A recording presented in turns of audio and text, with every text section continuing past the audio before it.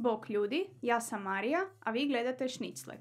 Danas kuham kari piletinu na zdravi način. Recept koji kuham dovoljan je za 2 ljudi. Jedna porcija ovog jela ima oko 650 kalorija i 30 grama proteina. Uzet ću 200 grama piletine, to su otprilike jedna pileća prsa. 300 grama krumpira, ja sam koristila mladi, ali možete koristiti i bilo koji drugi, pa čak i batat. 2 male žličice kokosovog ulja, 1 malu žličicu soli, 1 malu žličicu mljevenog karija, 1 malu žličicu cimeta, 60 grama svježeg mladog špinata i 400 ml krem kokosovog mlijeka. Za početak narezati ću piletinu na kockice. One trebaju biti oko 2 cm debele, režem ih na jednake dijelove kako bi se kasnije ravnomjerno ispekli.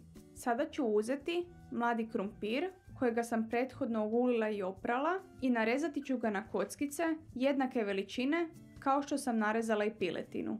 Sada se selimo na štednjak. U dublju tavu staviti ću kokosovo ulje i pustiti ga da se ugrije. Staviti ću narezanu piletinu koju ću peći na srednje jakoj vatri. Peći ću je uz redovito miješanje dok ne dobije zlatno rumenu boju.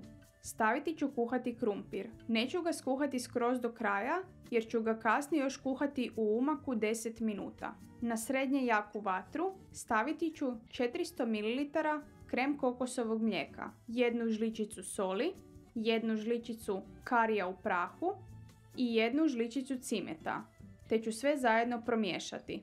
Dodatno ću promiješati pjenjačom da bi razbila grudice od začina i da bi se sve fino povezalo.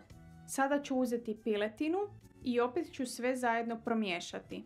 Pokriti ću poklopcem i ostaviti da se kuha 2-3 minute na srednje jakoj vatri.